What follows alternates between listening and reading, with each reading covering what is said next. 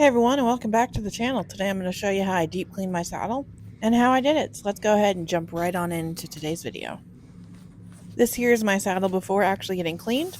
I'm about to do a full 360 walk around of the saddle, but I have broken it down as far as I am comfortably able to, and I have also sent my fenders out for repair, as apparently they were made with Latigo leather and not like a thicker leather, so they need to go off and go be repaired.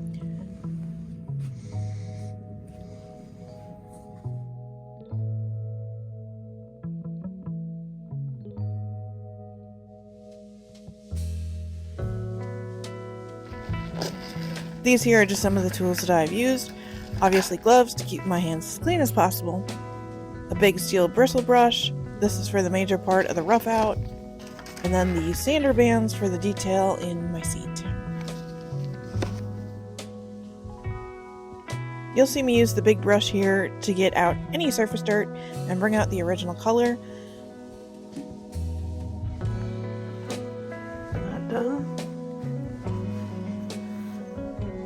Got scrubbed.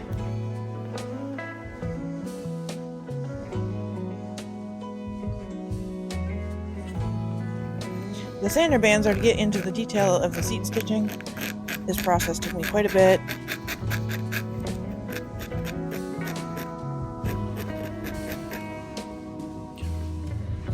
Once again, showing here both the before and after, and even though completed, it looks a little rough in my opinion.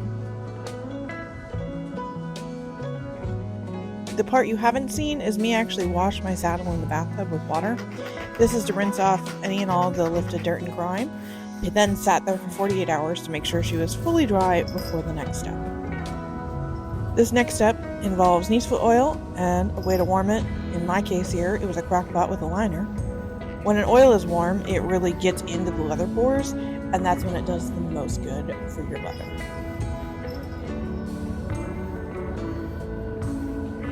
I was careful around the stitching as much as I could, as I've heard that it's not the best for it, but I actually can't confirm that myself if that's actually the case. As you can see though, my saddle is just eating up the oil treatment.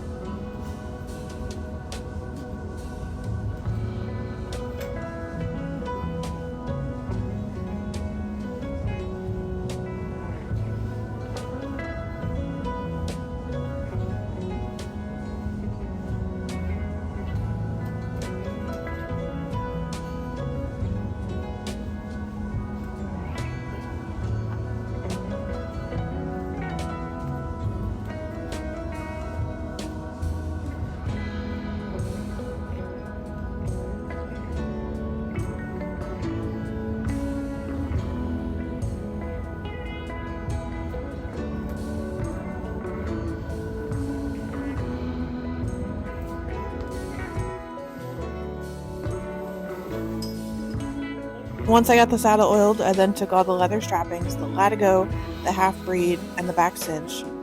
Those will all get oiled and then sit here on the saddle stand to take in the oil as well.